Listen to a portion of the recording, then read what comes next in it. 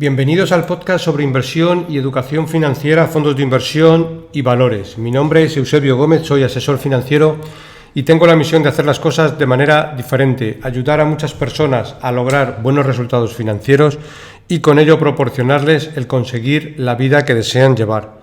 Si estás interesado en solicitar una segunda opinión sobre tu cartera de fondos, puedes hacerlo. Si me envías cómo tienes estructurada tu cartera en el momento actual, te puedo mandar una propuesta de inversión personalizada. También puedes enviarme si consideras que revise algún fondo que tienes en cartera y que no comprendes muy bien dónde invierte, comisiones de gestión, etc. Para ello, como siempre, os dejo mi dirección de email, que es eusgomez@gmail.com. Bueno, empezamos como siempre por la responsabilidad y el aviso legal. La actual presentación tiene un carácter informativo y divulgativo. No supone bajo ningún término ninguna recomendación de compra o de venta de ninguno de los fondos o acciones mencionados en este podcast. La publicación de este podcast es a título personal. Bueno, esta semana os traigo el consultorio de fondos, que tengo por aquí unas cuantas preguntas acumuladas. Bueno, empezamos por la primera consulta. Jesús Iranzo comenta: buenos días, Eusebio, mi nombre es Jesús Iranzo y escucho su podcast desde hace unos meses. Gracias por sus interesantes aportaciones. Bueno, me consulta sobre dos carteras de fondo para dos perfiles diferentes de dos amigos suyos. El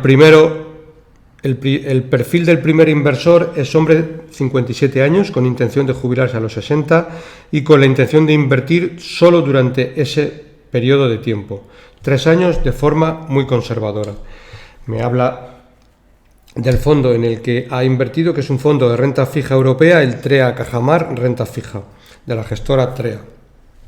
Bueno, observando el fondo, lo que vemos que el fondo está bien, es un buen fondo, un fondo de renta fija, tiene un riesgo de 3/7, pero quizás dentro de que el fondo esté bien, no sea para este tipo de perfil, pues para 3 años y dentro que es un renta fija, tiene un riesgo un poquito más elevado de lo que debería de tener.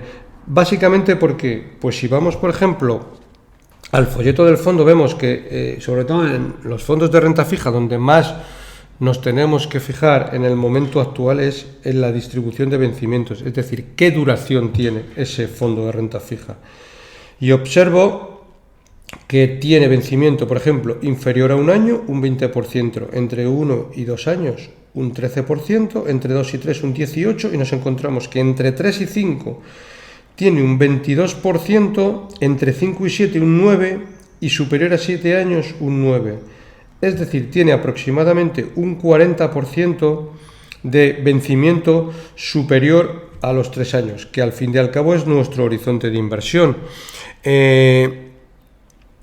¿Qué debería de tener un fondo para un cliente de forma muy conservadora? Primero, fondo de renta fija, correcto, pero elegir que sea un fondo de renta fija a corto plazo, para que de esa manera, como está pasando, por ejemplo, en este fondo este año, pues no nos llevemos un impacto muy grande, porque si observamos el gráfico del fondo, vemos que en el 2018, 2019 subió un poco, pero en los inicios del año 2022 se ha comido toda la rentabilidad que llevábamos en los 3 últimos años. Entonces es un poco desagradable que para este tipo de fondos lo vaya haciendo, bueno, razonablemente bien y de golpe se coma toda la rentabilidad. Si vamos un poco la distribución geográfica, bueno, aunque tiene renta fija internacional, pero tiene, por ejemplo, un 28% en España, quizás sea algo elevado, y un 14% en Italia. Tiene un 40% casi solo de exposición a España e Italia. También aquí vemos una elevada concentración.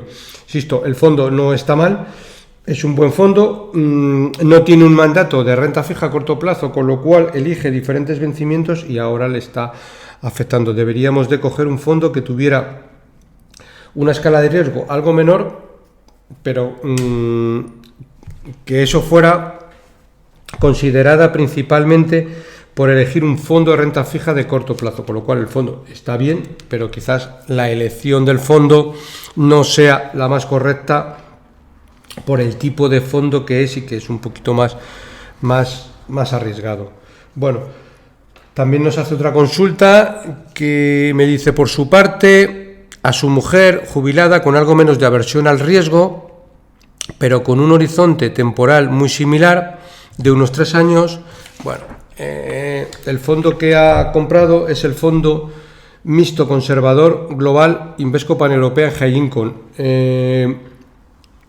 Bueno, habla de leasing y tal, pero bueno, el Invesco Paneuropean High Income pues también es un fondazo, buenísimo fondo, dice algo menos de aversión al riesgo, pero con un horizonte similar de 3 años. Este fondo ya es un fondo mixto, entonces dentro de ser un fondo mixto, 3 años quizás sea demasiado poco tiempo. Aquí estaríamos un poco en lo mismo para una persona de 65 años jubilada, menos aversión al riesgo, mismo horizonte de inversión. Yo iría también a un fondo de renta fija y de corto plazo. Quizás la rentabilidad sea algo menor, perfecto, pero para 3 años pues tampoco podemos aspirar a gran cosa, y sobre todo tener menos susto, porque este tipo de fondos, el Invesco Paneuropean High Income, pues evidentemente en el año lleva una rentabilidad en negativo del 6%, entre otras cosas porque es que tiene renta fija y renta variable, es decir, tiene un poco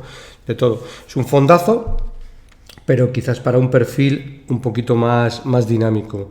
Bueno, también habla, dado las circunstancias actuales, no parece un buen momento para la renta fija. Bueno, de corto plazo, sobre todo la de largo plazo, efectivamente.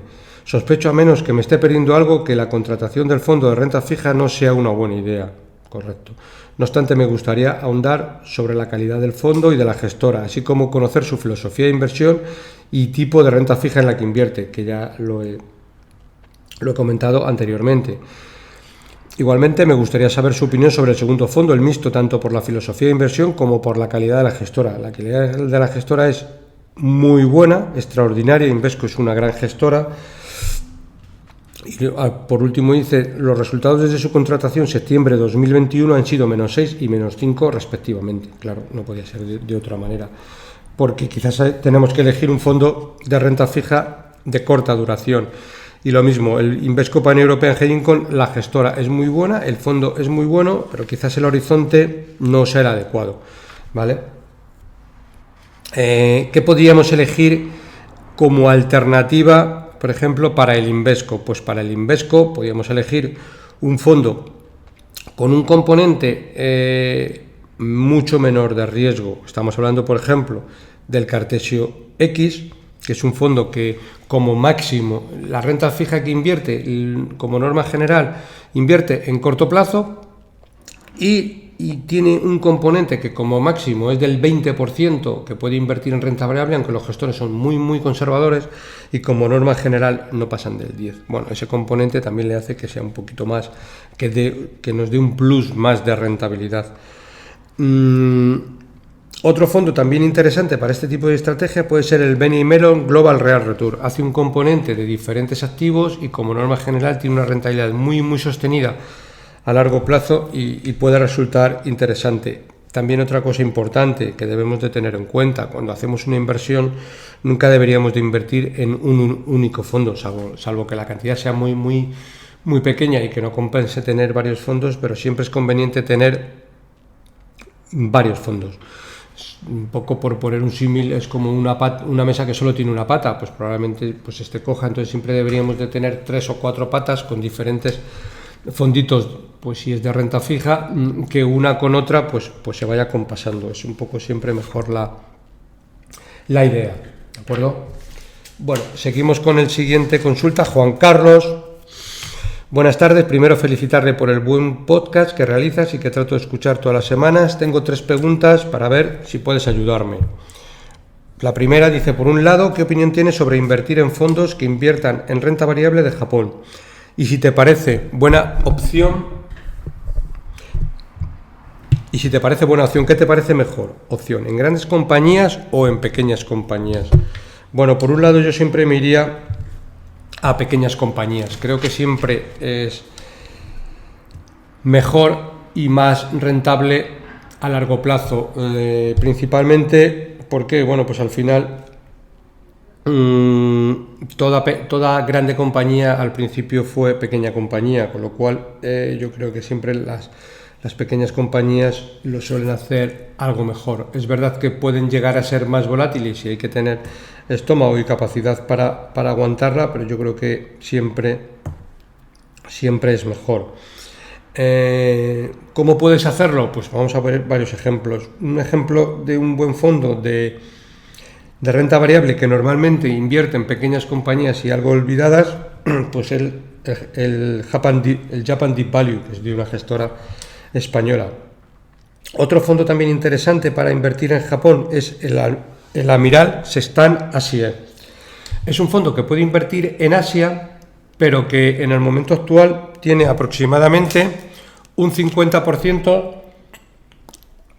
de inversión en Japón. Precisamente esta semana el gestor ha estado de visita por España y el miércoles pasado pues tuve una comida con el gestor, con lo cual me gustó bastante la filosofía que tiene, la forma de ver la región asiática, por qué está invirtiendo en Japón. En fin, es un fondo muy interesante y a tener en cuenta.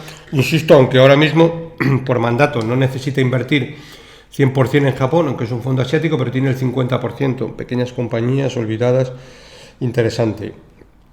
Otro fondo que también podemos invertir, que es el Baillie Gifford Japan, con una caída en lo que llevamos de año del 20%, es un fondo interesante, una gestora grande, independiente, y que este tipo de oportunidades, sobre todo cuando el fondo está cayendo fuerte, pues es una buena oportunidad de invertir.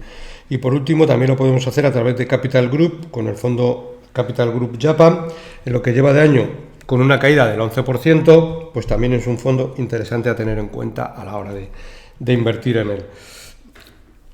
Segunda cuestión, otra pregunta es saber si puedes explicar cuándo suelen ser los mejores momentos para invertir en pequeñas compañías y cuándo son los momentos menos adecuados. Bueno, desde mi punto de vista no es cuestión de momento. Es mejor elegir buenos gestores y dejar hacer.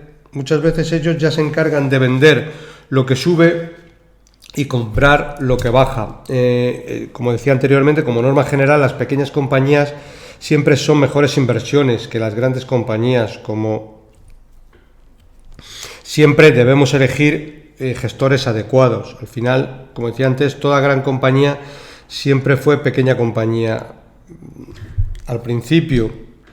Y también importante, muchas pequeñas compañías están fuera del radar de muchas casas de análisis. Si vemos, vamos a poner varios ejemplos, pues compañías como Google, Apple, Facebook, Amazon, Nestlé, Johnson & Johnson, Coca-Cola, etcétera, pues las siguen muchas casas de análisis y probablemente hay mucha gente que está estudiando la empresa. Cualquier publicación de resultados que saca inmediatamente es analizada, es decir, hay mucho foco puesto en este tipo de compañías grandes, que algunas son muy buenas, muy solventes, muy rentables, pero donde está mirando mucha gente, pues probablemente el precio, pues como norma general, siempre está descontado. En cambio, compañías pequeñas, si hablamos de ciertas compañías españolas, como pueden ser el Ednor, Tubacex, Renault de Medici, Italiana, etcétera, son compañías que en muchos casos no las sigue ni un analista, con lo cual, por tanto, aquí sí que se genera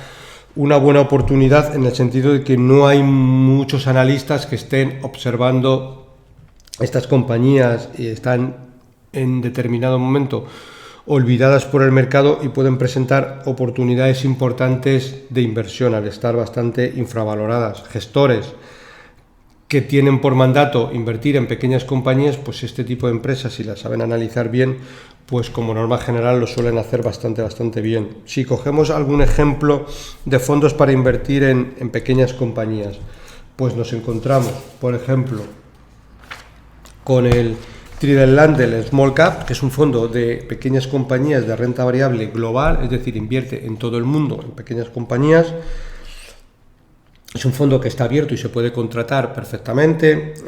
Otro fondo que en este caso es un muy buen fondo, pero que está cerrado a nuevas inversiones, que es el Magallanes Small Cap, El True Value Small Cap, también muy buen fondo, pero que también en este momento está cerrado. Alken Small Caps lo suele hacer bastante bien, es un fondo de la gestora Alken europea con muy buen track record y lo suele hacer bastante bien. Lombia Avenir también es un fondo que invierte en pequeñas compañías muy interesante y que lo suele hacer bastante bien, salvo, bueno, este año, que invierte en compañías que en un momento dado son de crecimiento, pero pequeñas, lleva una caída relevante en el año y el gestor es extraordinario. Antiguamente gestionaba el Grupama Avenir con unas rentabilidades extraordinarias en los últimos 10 años. Creemos que este fondo en los próximos 10 lo va a hacer igual de bien.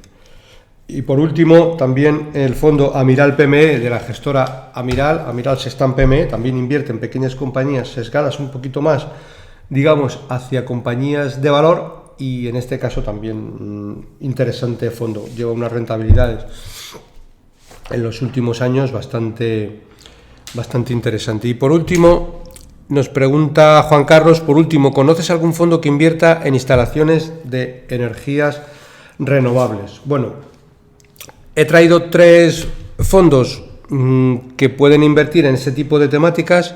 A mí particularmente no son los clásicos fondos que me gusta invertir y que suelo recomendar, porque como norma general pues ya te estás limitando a un único sector, y muchas veces si los flujos de capital en este tipo de fondos siguen entrando, el gestor se ve obligado a comprar compañías de un único sector que por mandato solo puede comprar en ellas, con lo cual se puede generar, quiero decir, un desajuste importante en el sentido de que puede seguir comprando compañías aunque estén muy caras.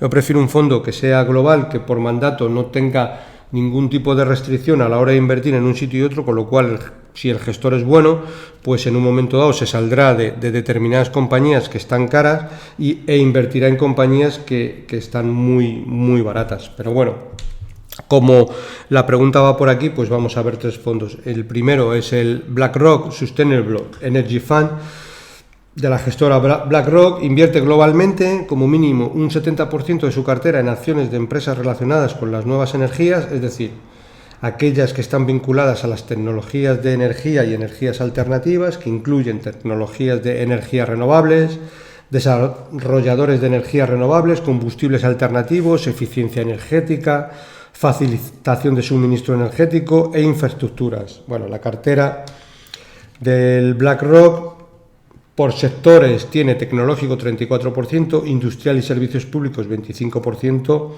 en cada uno. Bueno, como digo, puede que estas empresas estén muy caras y el fondo siga entrando capital y tenga que seguir invirtiendo. No son de mis fondos favoritos, y cuando hago y construyo carteras, este tipo de fondos no me gusta introducirlos. Otro fondo, el DNB Fund Renewable Energy, que se trata de un fondo de renta variable mundial que invierte en empresas que contribuyen a mejorar el medio ambiente. Bueno, está lanzado en 1989 en Noruega y apuesta por sectores con buenas perspectivas de crecimiento que mejoran la creación de valor y presentan una valoración atractiva. El 67% de la cartera está invertido en acciones fuera de Estados Unidos, sobre todo centrado en 3 áreas: tecnología 34%, industriales y servicios públicos con un peso del 25% en cada una. Las mayores compañías que hay en el fondo son Enel, Amphenol e IMCD. Y el tercer fondo es el Pictet Clean Energy. Bueno, es uno de los fondos más conocidos en este tipo de temáticas. El objetivo de Pictet es lograr el crecimiento del capital mediante la inversión de al menos 2/3 de su patrimonio en acciones emitidas por empresas de todo el mundo que contribuyan o se beneficien de la transición mundial hacia una producción y un consumo de energía que genere menos emisiones de CO2. Más de la mitad de su cartera está invertida en renta variable estadounidense, con un peso del prácticamente el 70%, y si miramos por sectores, el tecnológico predomina sobre el resto, 34%, seguido por el industrial 25% y servicios públicos 25,56%. Por títulos, las mayores posiciones las encontramos en ON Semiconductores, Next RA Energy y Todd Will, Son las 3 empresas que tienen mayor peso en el fondo. Bueno, Ángel Velasco pregunta: tengo una cartera de fondos desde hace bastantes años. Recientemente he cambiado mi país de residencia y ahora tengo residencia en Austria. Me he encontrado con el problema de que ahora ya no puedo realizar traspasos en mi cartera de fondos, como lo venía haciendo hasta la fecha. Y se pregunta: desconozco si esto es correcto o mi banco ha realizado alguna gestión mal. Bueno, pues efectivamente, al no tener domicilio fiscal en España, pues es correcto lo que han hecho. Es decir, tu situación fiscal ha cambiado y ahora ya no puedes acogerte al traspaso de fondos. Ahora, siempre que quieras hacer un movimiento en tu cartera, pues lo que tienes que hacer es vender y luego volver a comprar. Ya no puedes traspasar como dices que hacías hasta la fecha. Evidentemente, al tener que vender y posteriormente comprar, si quieres hacer algún fondo, tienes que tributar por ello. Incluso, como parece ser tu caso, aunque hubieses comprado los fondos en España y fuese residente en España, pues como cambias de residencia fiscal, pues cambia para todo y ahora tienes otro régimen fiscal y en ese caso se aplica el que tienes actualmente. Lo sé de primera mano porque yo tengo varios clientes fuera de España y es así como indicas. Incluso dependiendo del país donde tengas tu residencia, a veces cuando vendes se hace directamente la retención y otras veces no se hace la retención. Y las plusvalías tienes que declararlas posteriormente.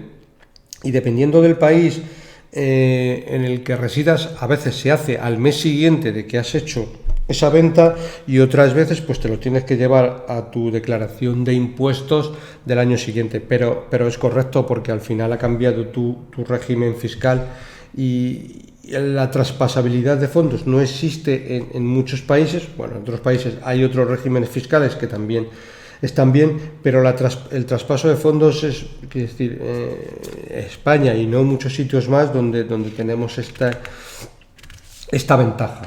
Hay en otros países, como creo que son Inglaterra y demás, que tienen lo que es que una carcasa en el cual tú metes dinero en una cartera, ya pueden ser acciones, fondos, etcétera, y que todo eso, si lo llevas luego a tu plan de pensiones futuro o a tu pensión futura, puedes ir vendiendo acciones y comprando unas nuevas que no tributa.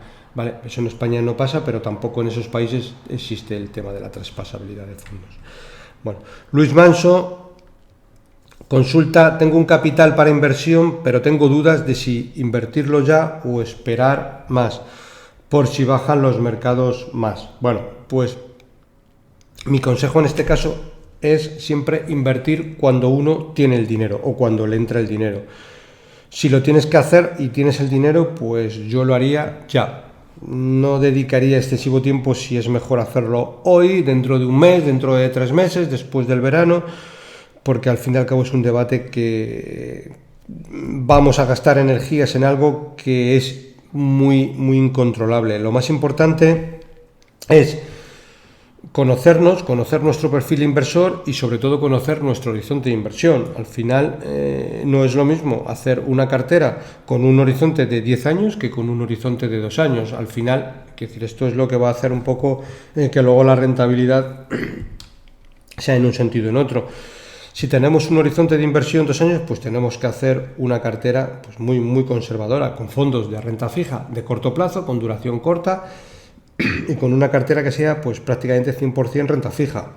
Si vamos a un horizonte de 4 años, por poner un ejemplo, pues ya haríamos una cartera conservadora en el cual pues pondríamos un 80% en renta fija y un 15-20% como máximo en renta variable, en diferentes fondos con diferentes estrategias para que unos con otros pues se vayan acomodando. Si tenemos un horizonte de 6 años, pues ya haríamos una cartera moderada en el cual pues pondríamos un 60% en renta fija y un 40% en renta variable. Y si tenemos un horizonte de 10 años, pues tendríamos que hacer una cartera agresiva en el cual el 80% aproximadamente pues sea renta variable y en este caso En este último ejemplo podemos ver que el punto de entrada no va a ser tan importante, sobre todo ahora mismo que los mercados han caído.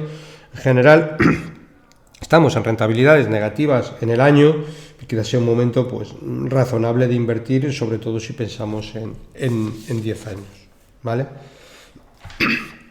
Andrés Rodríguez pregunta, bueno, primero hace una consideración: me gusta bastante tu podcast, escucho varios, pero los encuentro más técnicos, el tuyo es uno de mis favoritos, básicamente porque lo explicas claro y con cercanía, lo cual se agradece. Pues fenomenal, eso es un poco la idea. Y hace la consulta: ¿cuál es tu visión de mercado en el momento actual? Pues bueno, esa pregunta, yo no soy un especialista estratégico en mercado, pero es verdad que en el momento actual pues sí es una buena oportunidad de inversión, pensando por ejemplo en los próximos 5 o 7 años. Quizás el momento actual se asemeje un poco pues a marzo del 2020, a diciembre del 2018, a 2011 cuando estaba la crisis del euro, o cuando estaba el Brexit en el 2016. Pues al final siempre ha pasado un poco lo mismo. Visto con perspectiva, pues el año pasado mucha gente pensaba y compartía reflexiones: joder, qué buen momento fue para invertir marzo de 2020 con el COVID y tal. Lo mismo pasó en el año 2016. Visto con perspectiva, después de que haya pasado, pues mucha gente decía, pues qué buen momento fue 2016, cuando los mercados en pocos días cayeron mucho por todo el tema del Brexit, etcétera, etcétera. Pues ahora probablemente estemos en uno de esos momentos en el cual pues sea un buen momento de invertir, y con una perspectiva de años pues veremos unas rentabilidades que vamos a decir serán razonables. Evidentemente, si construimos una cartera pensando en 5 años vista, lo que no debemos de hacer es ponernos nerviosos porque el mes que viene el mercado siga cayendo. Probablemente pueda pasar o no, eso no se sabe. Tampoco debemos de tirar las campanas a vuelo y ponernos excesivamente alegres porque el mercado suba un 10%. Por supuesto, no recoger beneficios, porque probablemente pues hayamos invertido a 5 años y a lo mejor resulta que en un mes o 2 meses ha subido un 10% y nos retiramos del mercado. Pues hay que tener una visión un poquito más amplia, y sobre todo, lo más importante, tener un temple bastante adecuado y no estar de manera permanente pues digamos toqueteando la cartera, que eso siempre es muchas veces un error, ¿vale? Sí que hay que irla rebalanceando, pero no ante movimientos del 10, sino ante movimientos mucho más pronunciados, ¿vale? Ángel Corrochano pregunta, ¿puedes recomendar fondos para protegerse de la inflación ahora que dicha inflación está bastante disparada, por encima del 7%? Bueno, pues vamos a ver qué opciones tenemos para protegernos, como dices, de la inflación. Al final podemos coger determinados fondos de inversión que invierten en bonos ligados a la inflación, pero claro, nos encontramos con que si vemos algún fondo que invierte en bonos ligados de la inflación, pues tenemos, por ejemplo, un fondo de BNP Paribas que está cayendo en el año un 3%, otro fondo similar de AXA que está cayendo en el año un 2,52%, digamos, fondos buenos, pero que van a cubrirnos de la inflación está en un 7 y este fondo está en un -3. O sea, ¿hasta qué punto nos está cubriendo la inflación? Podemos coger otro fondo, en este caso, que sí que, cumple ese mandato, que es el CPR Focus Inflación, que en el año lleva una rentabilidad en positivo del 6%, con lo cual aquí sí que nos está, digamos, de alguna manera cubriendo un poquito la inflación. Podemos invertir también en determinados fondos que inviertan en propiedades inmobiliarias, que aunque este año están cayendo, pero evidentemente son fondos que invierten en propiedades inmobiliarias y sobre todo que son inmuebles alquilados y que sí que los propietarios pueden transmitir al inquilino el coste de la inflación, que evidentemente en este año no lo están transmitiendo porque probablemente hay muchos contratos que no han vencido, pero cuando venzan, pues este tipo de productos lo suelen hacer bastante bien y se suelen acomodar bastante bien a la inflación, aunque con un poquito de letargo, porque no es no es inmediato, es decir, la inflación empieza a subir en enero, en febrero, pero hay determinadas rentas de alquileres pues que a lo mejor le toca la revisión en octubre, con lo cual, y son a lo mejor contratos bien firmados, con inquilinos solventes y que sí o sí van a subir el coste de la inflación, lo único que lleva un poquito de retraso. Eso si invertimos en renta fija, pero muchas veces a lo mejor para protegernos de la inflación lo mejor que tenemos que hacer, evidentemente siempre, pues habrá que ver nuestro perfil de inversión, sobre todo el horizonte. Lo que mejor nos protege de la inflación es invertir en empresas que sean buenas empresas sólidas, y que estas empresas sean capaces de trasladar a su producto, que es al final, al consumidor final, el coste de la inflación. Y hablamos de empresas pues como pueden ser un Google, un Nestlé, este tipo de compañías que, pues sin grandes dificultades tienen la capacidad para transmitir el coste de la inflación a los clientes. Y lo podemos hacer invirtiendo en empresas, que siempre es un poco más arriesgado, pero muchas veces la mejor forma es invertir a través de fondos, ¿vale? Porque tenemos más diversificado el riesgo, el gestor más profesional, y sobre todo, pues si hacemos una cartera con 5 compañías, pues tenemos el riesgo de que 2 nos caen, y el destrozo que nos hacen en la cartera es importante, con lo cual podemos coger un fondo, por ejemplo, como el Shareland World Growth, que es un fondo que invierte en compañías de mucha calidad y de mucho crecimiento, y suelen hacerlo bastante bien a largo plazo, porque suelen invertir en empresas que, como norma general, son capaces de trasladar a su cliente el coste del producto, aunque la inflación sea elevada. Shareland siempre tiene, y algunas veces lo hemos repasado por aquí, pero lo vamos a seguir repasando en el capítulo de hoy. Ellos hablan de las 10 reglas de oro, que les ayudan a encontrar empresas con crecimiento sostenible y que ayudan a evitar una pérdida permanente de capital. Y estas 10 reglas de oro para ellos son: modelos de negocio escalables, industria en crecimiento estructural, compañías líderes de su sector, con una ventaja competitiva sostenible, fuerte crecimiento orgánico en ventas, baja concentración de clientes y presencia geográfica diversificada, es decir, no todas las ventas en un único cliente o en 3 clientes que puedan romper en un momento dado la cuenta de resultados. Y si tienes presencia geográfica diversificada, pues tienes un poquito mucha diversificación. Baja intensidad de capital y alta rentabilidad sobre el capital invertido, o sea, nos dice que es una empresa fuerte y solvente, con un balance sólido, como norma general, poca deuda, cuentas transparentes y excelente gestión y buen gobierno corporativo. Eso nos ayuda en gran manera a elegir un tipo de fondos que a medio y largo plazo sean capaces de trasladar el coste de sus productos al cliente, ¿vale? Pablo Acuña pregunta: ¿qué opinión te merece mejor para invertir? ¿Qué opción te merece mejor? Voy a repetir la pregunta. Pablo Acuña pregunta: ¿qué opción te parece mejor para invertir? ¿ETF, fondos o SICAV? ¿Vale? Bueno, al final muchas veces no es el diferente producto, sino adecuarlo un poquito a nosotros. Si somos una persona física en la cual vamos a invertir, pues probablemente el fondo sea la mejor opción. ¿Por qué? Porque luego nos permite hacer traspasabilidad entre diferentes fondos. Puedo ir rebalanceando renta fija, renta variable, diferentes estilos de gestión dentro de renta variable, etcétera, oro, materias primas, lo que queramos, y la traspasabilidad hace que no vayamos tributando en Hacienda. Probablemente para una persona física el mejor tipo de producto pues pueda ser el fondo, ¿vale? Si invertimos a través de una persona jurídica, pues la cosa cambia un poco. ¿En qué sentido?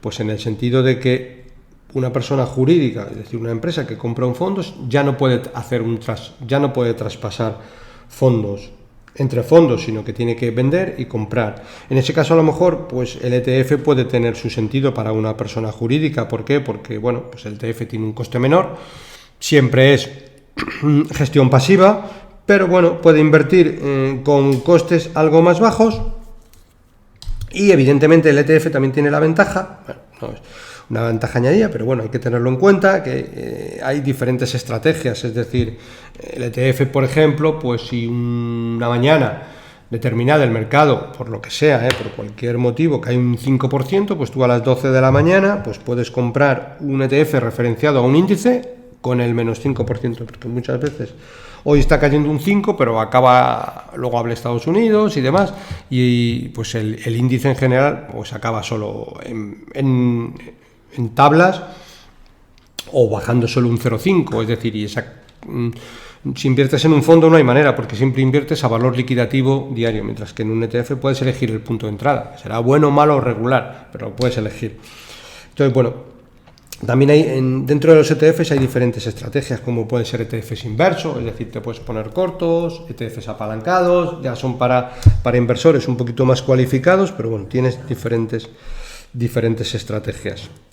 ¿De acuerdo? También si eres una persona jurídica, pues en un momento dado te puede interesar invertir en ciertas SICAP. Es verdad que la SICAP pasa un poco que se compra como un fondo, es decir, a valor liquidativo diario, no puedes comprar una SICAP, puedes comprar a las 12 de la mañana, pero no con el precio de las 12 de la mañana, sino con el precio del cierre del día, que bueno, muchas veces es parecido, pero hay veces que hay ciertas variaciones. Y hay SICAP que, bueno, ha habido mucho ruido con las SICAP, evidentemente, quiero decir, ahora se han quedado SICAP que se pueden invertir en ellas, y al final las que se han quedado realmente son instituciones de inversión colectiva, es decir, son como un fondo, no son como antiguamente, que eran el 95% era propietario de una familia y el 5% eran pues de inversores pequeños que estaban ahí y no pintaban nada. Pues ahora, por ejemplo, pues tenemos diferentes SICAP que funcionan como un fondo, están abiertas, las puede comprar todo el mundo, hay muchísimos inversores dentro, no hay nadie que tenga un capital dentro de la SICAP superior al 20%, es decir, funciona como un fondo,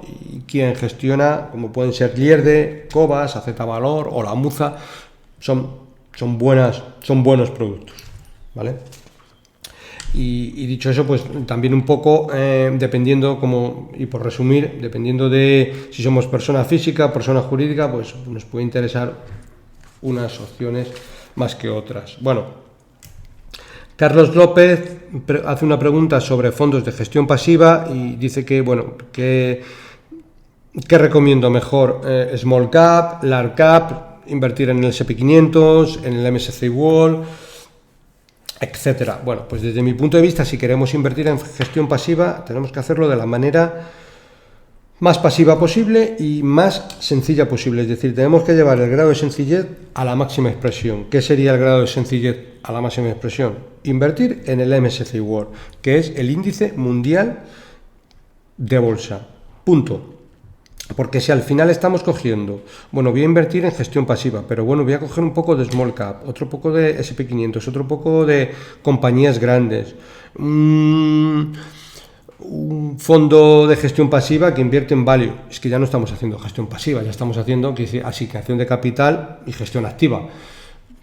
Desde mi punto de vista, gestión pasiva debería ser MSCI World, tanto para lo bueno como para lo malo. En los últimos años, pues por ejemplo, hay mucha gente que ha invertido en el S&P 500 y el S&P 500 ha sacado algo más de rentabilidad que el MSCI World, porque el MSCI World te coge Europa, emergentes, Iberoamérica, todo el mundo, con lo cual yo me iría al MSCI World, que es el índice de todo el mundo. Si el mercado en general y el mundo en general va bien, pues el MSCI World irá bien. Habrá unos años, como pueden ser los últimos 10, que el S&P 500 lo ha hecho mejor, quizás en los próximos 10 el emergentes lo hará mejor, quizás, o Europa lo hará mejor, no sabemos, pero es que en eso, si hacemos gestión pasiva, no deberíamos de dedicar ni un minuto. Es decir, gestión pasiva, desde mi punto de vista, es MSCI World, punto.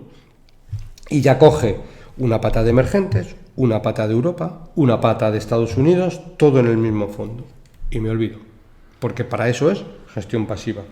Luego también veo, quiero decir, a veces clientes que me envían sus carteras y se las reviso y veo, por ejemplo, que tienen fondos de gestión pasiva, pero, por ejemplo, con temática ESG y demás, es que no le encuentro ningún sentido. Si ya no le encuentro ningún sentido en un fondo de gestión activa que invierta en temática de ESG, como hemos visto anteriormente, y os he dado algún ejemplo, es que en gestión pasiva tiene todavía mucho menos sentido, porque puede que el índice te coja empresas que están en el índice, que no ganen dinero y que estén absolutamente carísimas, pero como están en el índice y cada vez hay más gente que mete dinero en ESG, cada vez estas empresas estarán más caras, y llegará un momento que no sabemos cuándo será, pero que habrá ciertas valoraciones que no tengan ningún sentido y habrá cierto tipo de fondos pues que caigan fuertemente, pero porque todo tiene su reversión a la media. Entonces, desde mi punto de vista, gestión pasiva, MSCI World,